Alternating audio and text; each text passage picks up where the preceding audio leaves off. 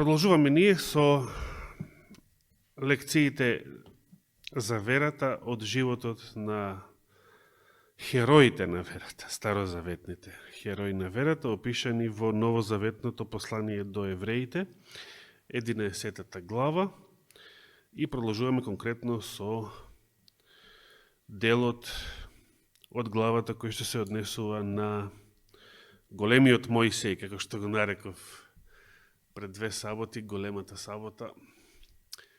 Мене лично повеста за Мојсеј и Екзодусот, од сите овие примери на верата, најмногу ми се допаѓа. Најмногу ме воодушевува тој дел. Погодете зошто?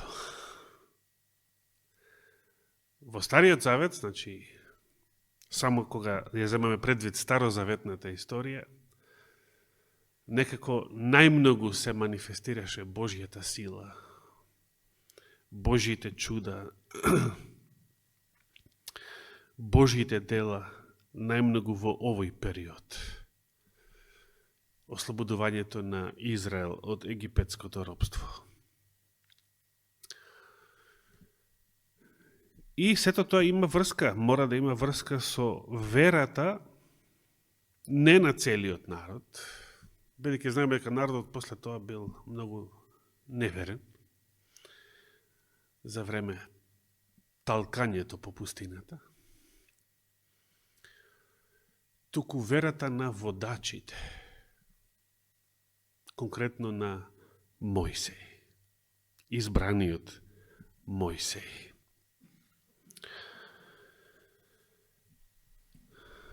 Продолжуваме каде што застанавме. 27 стих, треба да продолжиме со него. Но, пред да го читам стихот,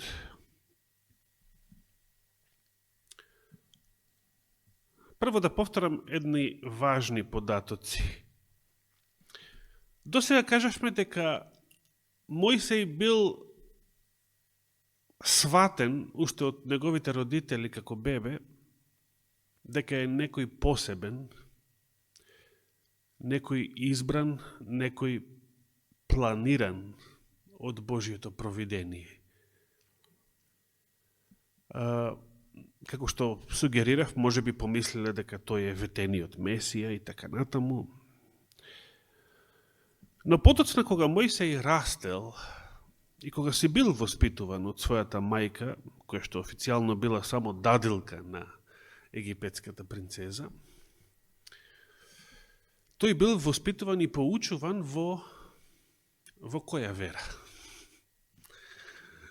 Во единствената вера, се разбира, во единствениот вистински Бог. И затоа, како што учевме минатата сабота, затоа бил толку спремен и да им одговара на египетските свештеници, на идолопоклониците, и на неговите одговори, на неговите аргументи, тие немале што да кажат. Единствено што им преостанало било да му се заканува дека ако продолжи да биде така тврдоглав, дека нема да го наследи престолот, дека нема да ги доживее благословите кои што со право му следувале и така натаму. Значи, и самиот Мојсеј, сега сакам да забележиме, самиот Мојсеј, уште додека растел, тој го примил тоа воспитание, но ја примил и таа свест дека он е некој посебен избраник во Божиот народ и дека од него, кога ќе дојде време, и со него Господ ќе направи големо дело за својот народ. Значи, Мојсеј се разбира не знаел дека тој не е ветениот Месија, нешто што Христос го знаел уште на 12 годишна возраст, ако не и порано. Меѓутоа, свеста дека чудото што се случило со неговото спасување како бебе, со неговото посвојување во царската палата, сето тоа влијаело и на него самиот, и он си растал, со таа свест дека он е некој посебен, дека со него Господ ќе направи некое посебно дело, иако многу не му било веднаш јасно кој е, какво, на кој начин. Но таа свест си ја имал. Точно. И сега како и Авраам, што своевремено решил на Божето ветување да му помогне со своје човечко дело, особено охрабрен од неговата жена Сара, изгрешил, така и Мојсей. Мојсей имал 40 години веќе, славен војсководец на Египет, омилен кај двата народа. И сега 40 години е многу зрела возраст, така. Многу зрела, не само за тоа, па уште тога, за поранешни генерации, уште повеќе. Што направил Мојсей на 40 годишна возраст? Се сеќавате? Еве, во најзрели години влегувам, времето поминува, ние сме се уште робови, треба да се делува, треба акција. И искористил повод за тоа, видел како еден египетски настојник угнетува израелец, угнетува, значи, некој роб, посебно го испровоцирала таа сцена, извадил меч, нож, било што, и го заклал египјанецот.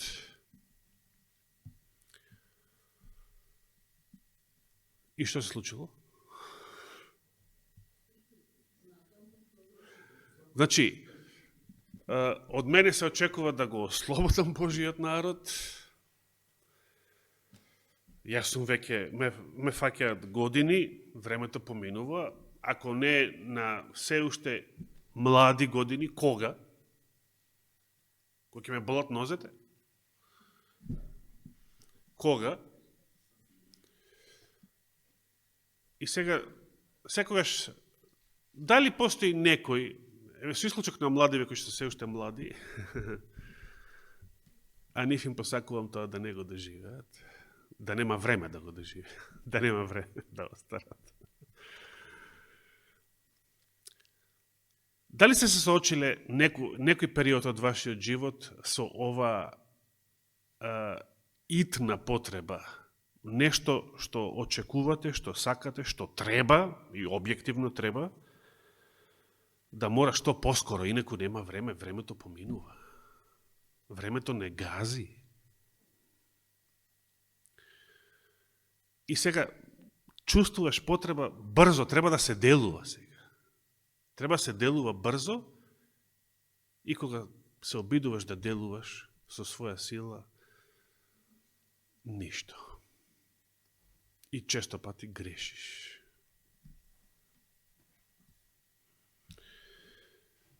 Така направил и Мојсей. И тоа треба да ни биде лекција. Мојсей во зрела младост, која што веќе не може да се нарече младост, ај по некоја граница можда, го убил египјанецот, но тоа не било почеток на никаква револуција, на никакво ослободување на својот народ. Тоа било само еден обичен греф, едно обично кривично дело, заради кое самиот морал да побегне од Египет. И сега тука нема веќе никакви перспективи, ниту престол, ниту кариера, ниту слава, ништо, едноставно. На сето тоа морал да стави крст и да го напушти Египет, да како бегалец, како како грешник, како криминалец, кој што би бил гонет за стореното кривично дело.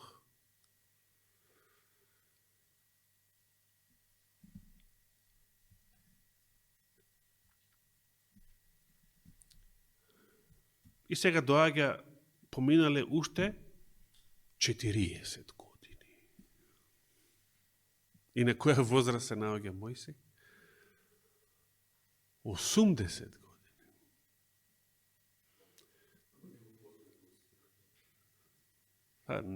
Верувам дека и на 120 него боле. На третите 4, после третите 40 години.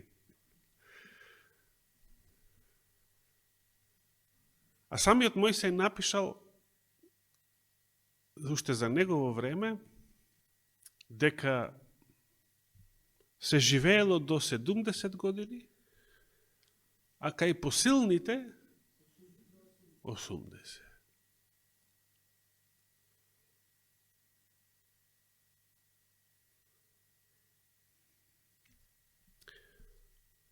Што можеш да направиш на 80 годишна возраст, ако до тогаш ништо не си направил?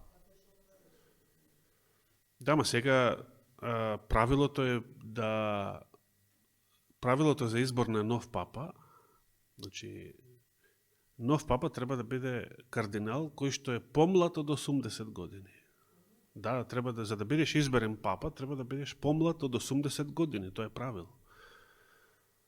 Ако веќе имаш 80 години, не влегуваш немаш право во конкуренција. Што може да направиш на 80 години кога мнозина нету ја доживуваат таа возраст? Што мисли, како се чувствувал Мојсей на 80 години?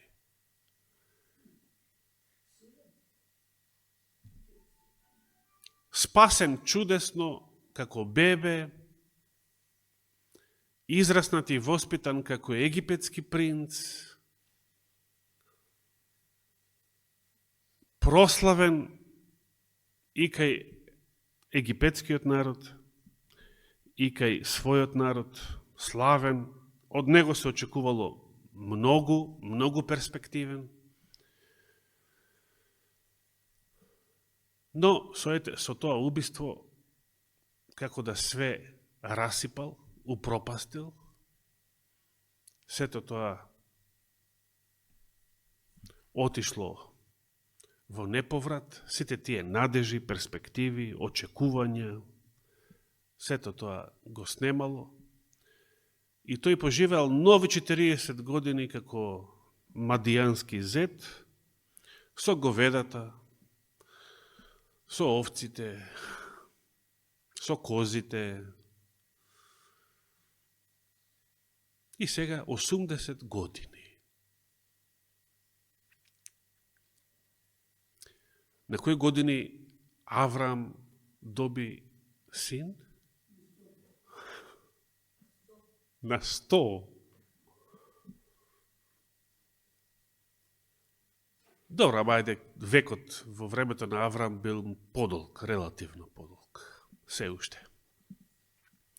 Но еве, ако самиот Мојсей пишува 70-80 години кај посилните, значи тоа е отприлика како со нас денес. Така? И, уствари, ние сме многу послаби. Ние сме на тоа дередже, 70-80 години, со сите медицински терапии. Да го немаше тоа, ние многу порано, многу покус век.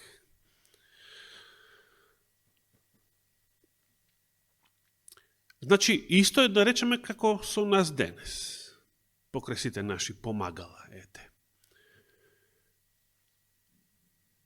Па ете, доживел 80 години, сега шо?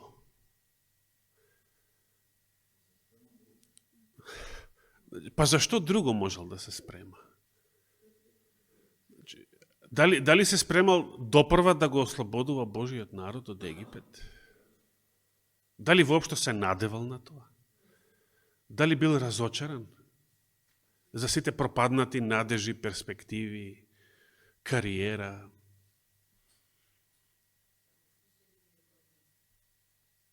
Дали го искушувале такви помисли? Дали се чувствувал како губитник, како некој што доживеал неуспех. Значи, имал блескава перспектива, се добро се одвивало, но еден пад, еден непромислен потек, еден грев, и сето тоа пропаѓа, се упропастува, и сега сето тоа се смета за неуспех.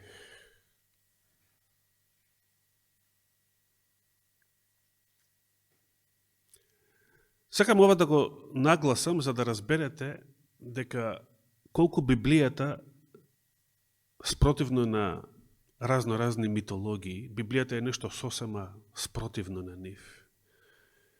Библијата ни кажува дека хероите на верата биле луѓе како и ние. Со сите неуспеси, падови, гревови, грешки, разочарувања. На 80 годишна возраст во Мадијанската земја, далеко од Египет, Мојсей не можел да се надева на ништо друго. Или бил разочаран, или ако веќе одамна ги преболел и тие чувства, си живеел еден мирен, говедарски живот.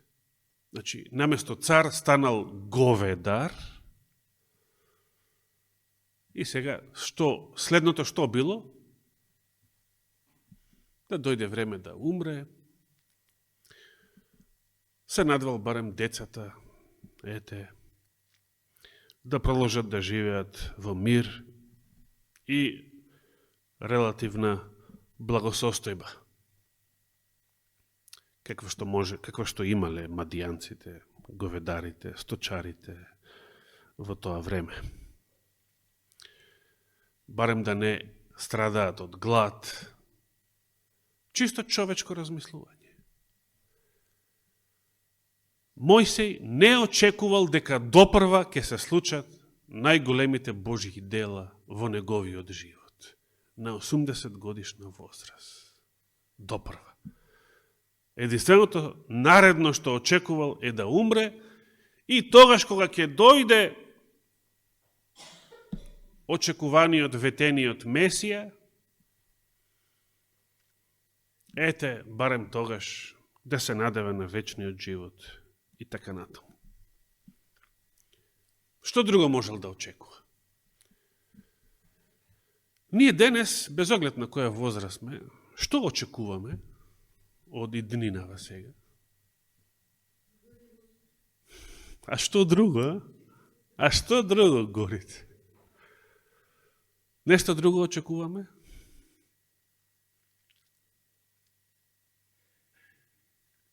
Какво дојде време? Ги очекуваме само последните настани, кои што се и најтешки. Но све е под Божја контрола.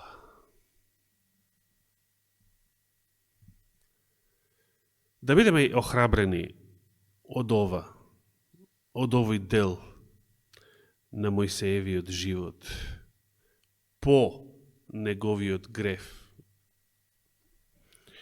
на убиство, по неговиот пад, оној дел исполнет средината на неговиот живот, исполнет со разочарувања, пропаднати надежи.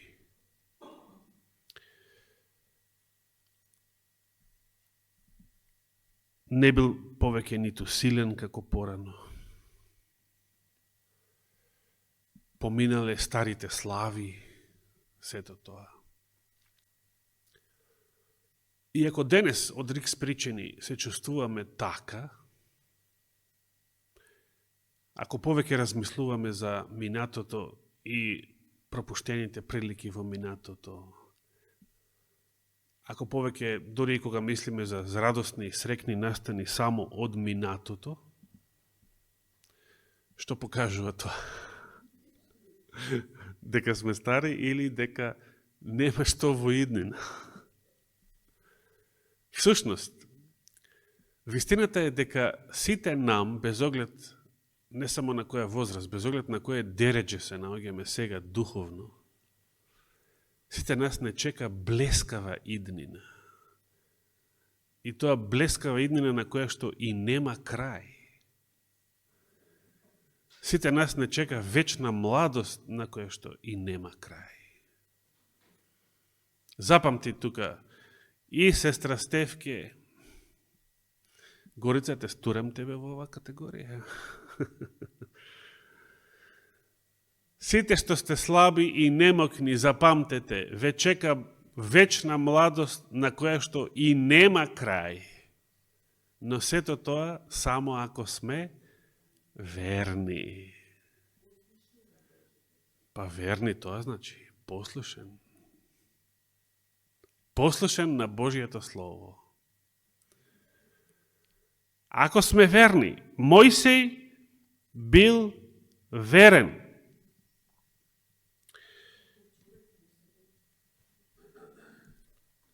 Дваесет и седмиот стих ни вели: со вера тој го напушти Египет, не плашејќи се од царскиот гнев, зашто веруваше во оној кој не се гледаше, како да го гледа. На што се однесува ова? Ова не се однесува на убиството, на 40 годишна возраст. Тој тогаш го напуштил Египет од страв, може би од паника, како и било кој кривично гонет. Или било кој што му следи кривично гонење.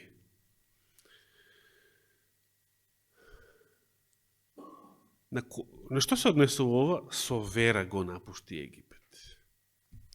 За да го напуштиш Египет, требало вера? Па да, во Египет биле робови. Робот може да ја напушти не земјата, да го напушти имотот на својот господар по своја волја. Може да отиде каде сака, да отиде на одмор, на излет,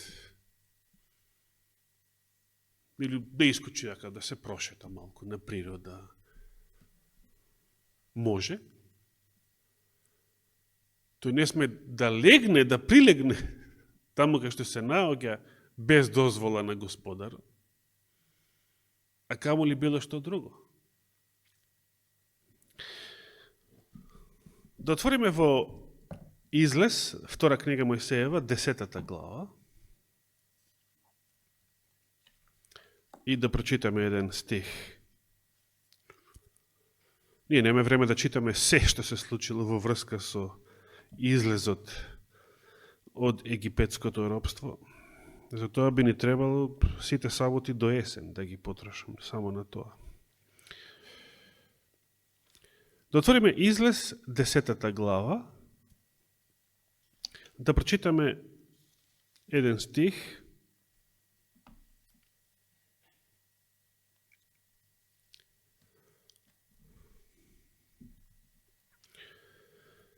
При крајот на 10 глава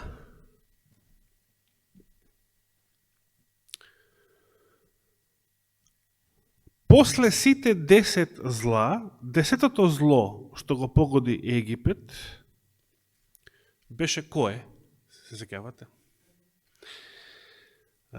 Се случил мрак. Значи, мрак по целата египетска земја, а само таму каде што живеели израелците, во Гесен било светлина. Хајде сега, какво е ова чудо? Каква е оваа граница помеѓу светлината и мракот? И како и многу пати дотогаш, фараонот го повикува Мојсей, сгрешив, ајде, молете го вашиот Бог, ајде. Едно од многуте лажни кајња, лажни покајанија негови. Па дури им вели 24 стих, ајде, одете, ајде, излезете, извршете му служба на Господ. Само овците ваши и воловите ваши нека останат, а децата ваши нека одат со вас. Зошто им го рекол тоа?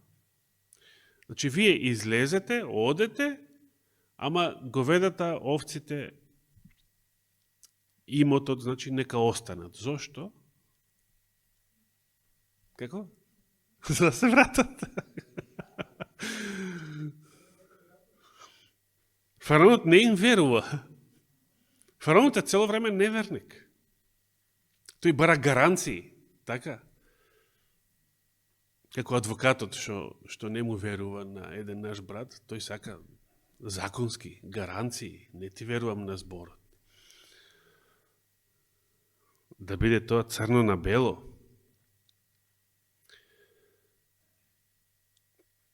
Но Мојсе рече не, зашто ти треба да не снабдеш со приноси и жртви сепаленици, што ќе ги принесеме на Господ нашиот Бог, значи ни треба добитокот. Зато и добитокот наш нека оди со нас, да не остане ниту едно грло, зашто од него ќе земеме жртва за Господ нашиот Бог. Но додека не пристигнеме таму, не знаеме каква жртва ќе му принесеме на Господ.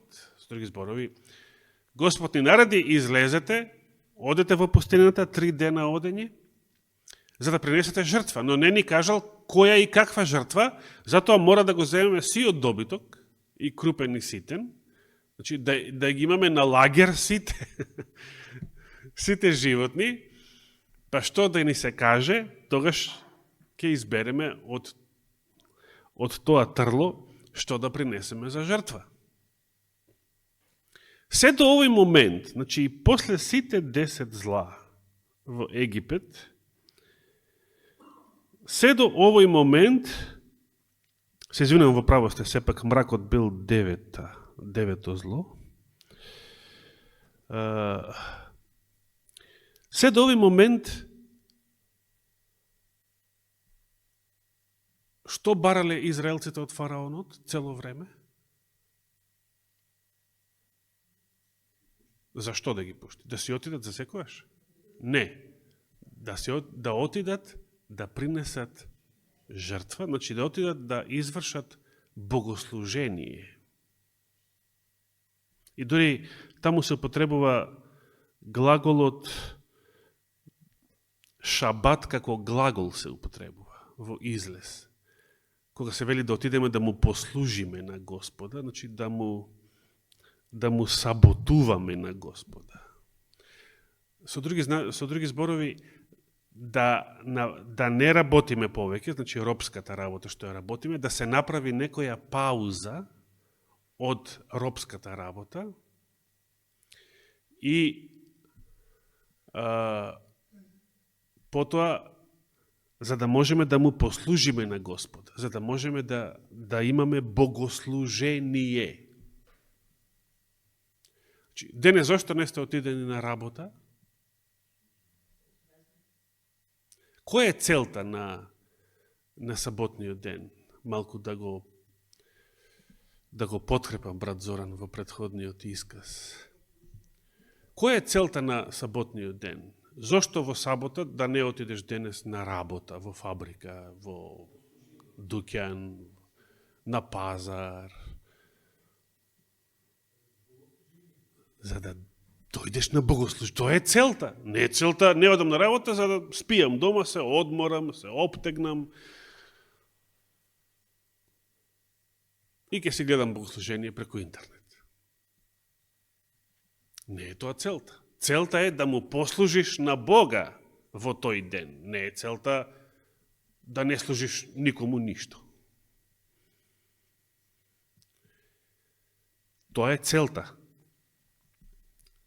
Значи, сабота помината дома не е сабота. Секаде каде што се заповеда саботата во Мојсеевите книги, се вели никаква работа да не работи во тој ден, ама и што се вели? Да ви биде што? Свет собор, значи да се собирате заедно на богослужение. Сабота помината дома, се разбира освен од оправдани причини, болести и така натаму, не е одржана сабота. Без богослужението, без живото учество во богослужението. Не е тоа. Цело време барале да излезат од Египет, за да му послужат на Господа во пустината, и фараонот, кога се натегале со фараонот, со сите овие зла и неволи, фараонот ниту тоа не сакал да им го дозволи. Зошто? За да не избегаат, се разбира. Тоа е стравот на фараонот цело време е дека овие ќе избегаат. Ако еднаш ги пуштиш, кој беше стравот на комунистичките режими во Источна Европа? Зошто не смеја бугарите да излезат, романците, унгарците, да излезат од своите земји, чисто како туристи, и да отидеш да посетиш Германија, Австрија, за подалеку да не зборуваме. Затоа што ако еднаш го пуштиш, нема да се врати. Исто и фараонот. Затоа железна завеса беше. Како пилци беа затворени само во комунистичкиот рај, за да не отидат на запад ниту како турист, ниту за 2-3 дена. Ако еднаш го пуштиш, папагалот од кафезот, што? Ама тој тоа не го знае, тој сака слобода. Како велеше бугарката? Искам свобода. Борче знае за кого мислам. И ја доби слобода. Добро.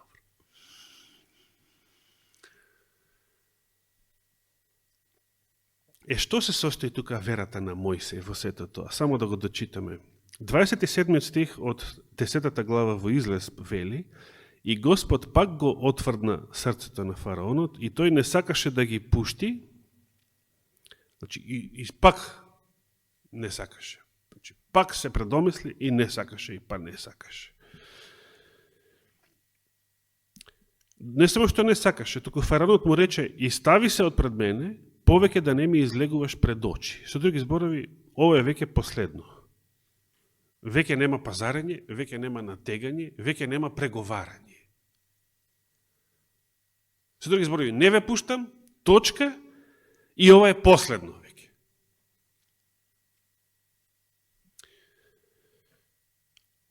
И сега, тука се гледа верата на Мојсей.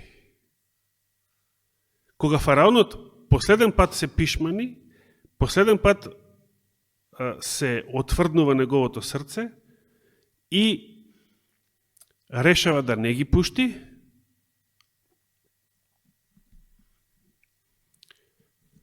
и вели: ова е последно, повеќе не те ни примам, повеќе да не ме молиш, повеќе да не бараш ништо, ова е последно. И тука Мојсей покажува вера. И како ја покажува верата? Значи, дури му се закани со смрт. Оној ден кога повторно ќе ми излезеш пред очи, ќе загинеш, ќе те убием. Значи, веќе да не ми се појавуваш пред очи. Како одговори Мојсей? А Мојсей рече: како што рече, така и ќе биде. Повеќе нема да ти го видам лицето. Можеби ќе помислиме дека ова е добар дипломатски одговор, за и фараонот да помисли дека Мојсей легнал на брашно.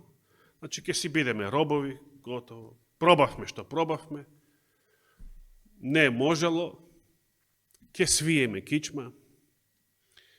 Си се враќаме на старото робство. Можеби фараонот можеби така ги потолкувал Мојсеевите зборови, но што мислел Мојсей кога ги кажал овие зборови?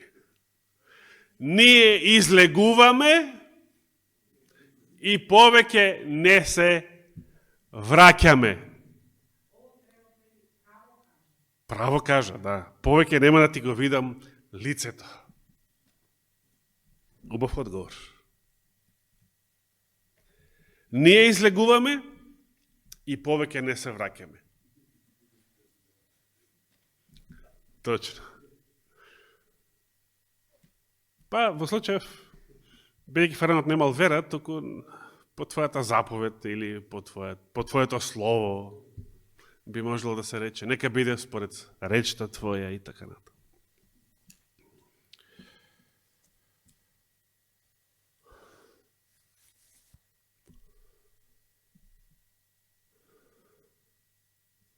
И дури потоа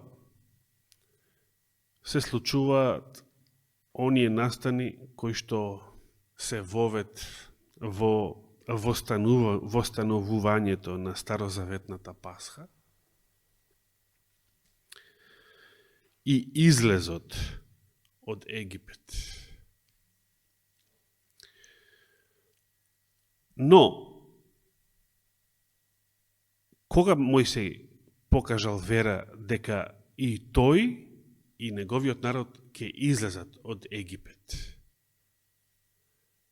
и дека повеќе нема да го види фараоновото лице. Тогаш кога фараонот рекол не може, точка, не ве пуштам,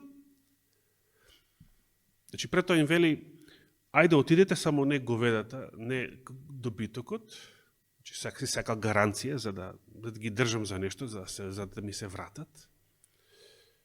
После вели, Мојсе му вели не, ни треба и добитокот заради жртва и така натаму.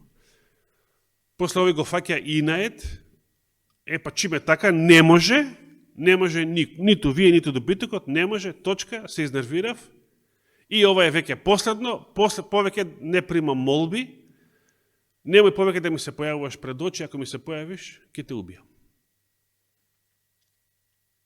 Значи, тогаш кога фараонот покажува најтврдо срце, најтврда решеност да не ги пушти, значи покажува најсилно не, најсилното не, која го дава е тогаш, бидејќи самиот вели ова е последно и ако веќе ми се појавиш пред очи после ова, ќе те убијам. Значи веќе нема разговори. Тогаш Мојсей покажува вера дека со сигурност ќе излеземе и со сигурност ова навистина е последна средба со фараонот.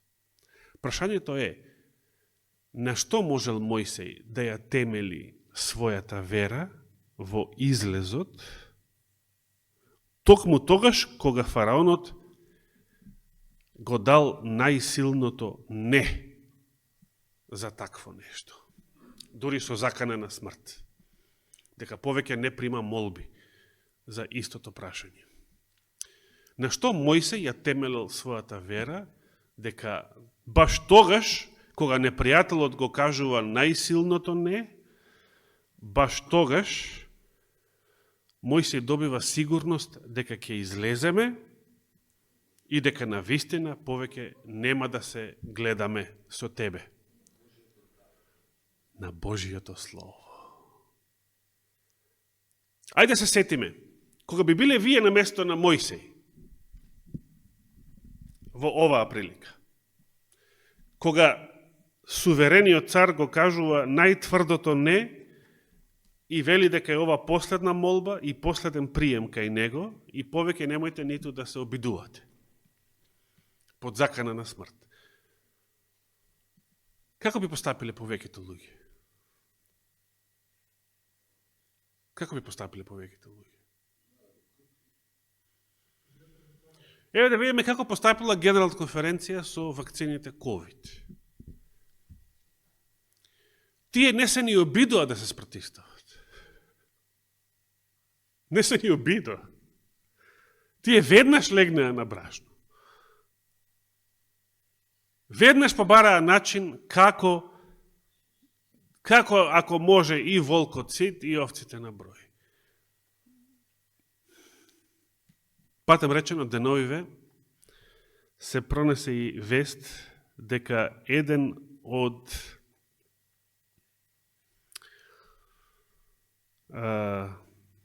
членовите на управниот одбор на Ендрус универзитетот е вработен во компанијата Pfizer. Ај тоа е мала вест. Но разбрав нешто пострашно се објави на интернет деновиве. Дека Pfizer е еден од акционери, еден од спонзорите, поточно речено,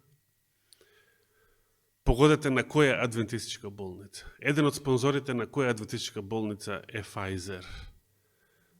На Лома Линда, точно. Кој куче лае по својот господар? Сега работите стануваат многу појасни. Зошто водачите на адвентизмот толку бргу легнаа на брашно, не се ни обидоа да се спротивстават пред 5 години. Се откриваат сега многу работи. Но тоа е минато.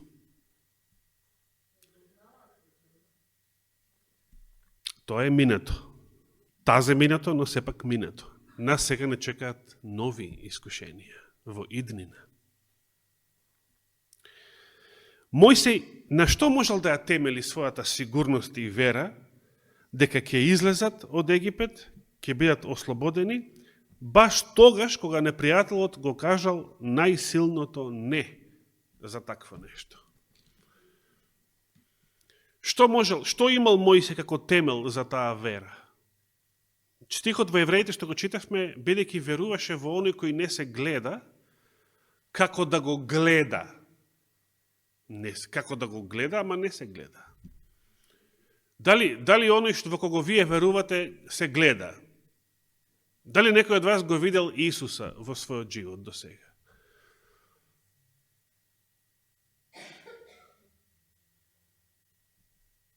Брат Коста, дали си ти верник со најдолг стаж од сите што ве гледам тука? Да, сега не можам да ја прашам. Дали некојаш сте го виделе Исуса во вашиот живот? Дали некој од вас имал визија да го видел Исуса во визија? На сон може да сонуваш. Многу работи. Дали некојаш ви се јавил Господ? Да го видите? Ама тоа после? Кога вели Господ со Мојсија зборам лице в лице? После тоа, сето тоа после. Ние денес го анализираме моментот кога Мојсей го добил најсилното не од фараонот. Дали до тогаш Мојсей го гледал Господа? Не, самиот Павле ни вели дека верувал во оној кој не се гледа, како да го гледа.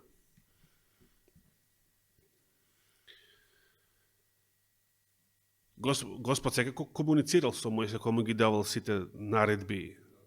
Меѓутоа, се уште не гледал нешто. Грмушката гори, тоа било големо чудо, меѓутоа не си го видел Господ. Така. Слушал глас.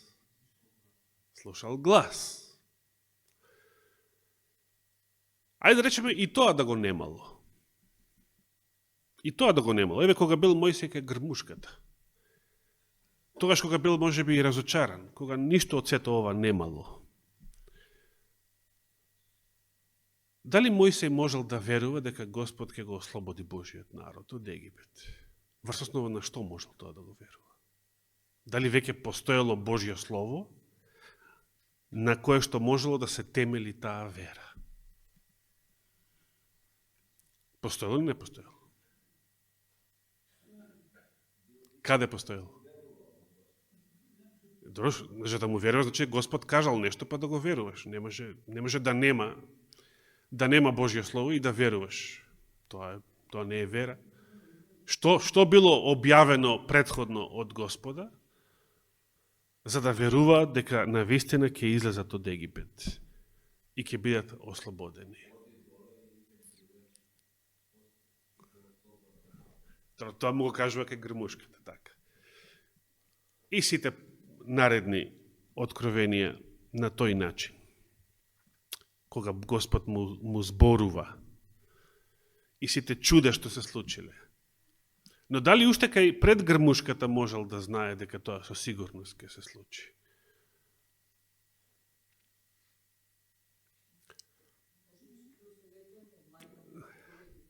Горица, кога беше последен пат?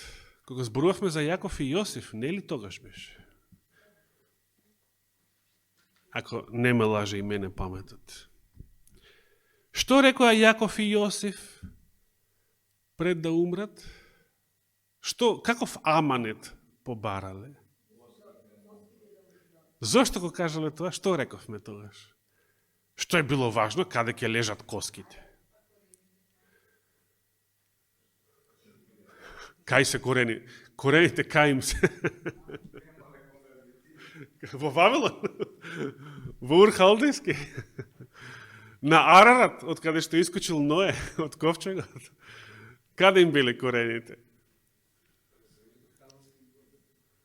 Ветената земја. Значи, прво Господ ја ветил таа земја. И Јаков и Јосиф пред смрт им велат: Господ со сигурност ќе ве изведе од Египет и кога ќе ве изведе, земете ги коските. Зошто коските? За да им го држи. Значи, тој аманет да ги подсетува дека ќе излезат.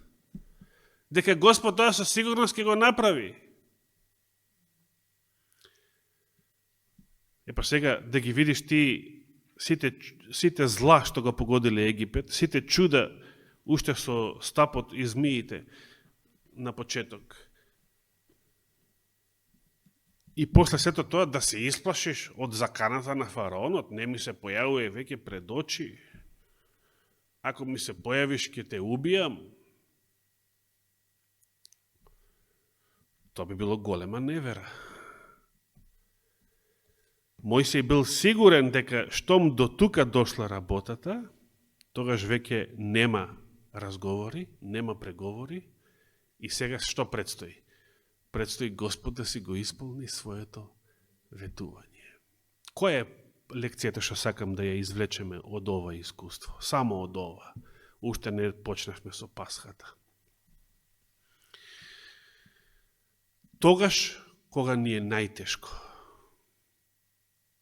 тогаш кога околностите изгледаат против нас, кога се изгледа против нас, тогаш кога изгледа најневозможно да се оствари Божјото Слово во нашиот живот, како треба да реагираме? Тогаш кога изгледа најневозможно, најтешко, тогаш треба да покажеме најсилна вера, само затоа што Господ кажал, затоа што Господ ветил. А тоа е многу посилно од било какви сили и околности што се противат на тоа. Ама таа вера треба да ја покажеме. И тоа чудо ќе се случи ако ја покажеме таа вера. Нема да се случи ако сме само гледачи и само молиме: Господе, дај, Господе, направи, Господе, стори, спаси. И сега само го молиме тоа како просјаци, ама немаме вера дека Господ тоа ќе го направи. Тоа е нашиот проблем. Немаме жива вера во Божјото Слово, а ако ја имаме живата вера, така и ќе се однесуваме според верата, не според околностите што не обкружуваат. Нека му е фала и слава вечно. Амин.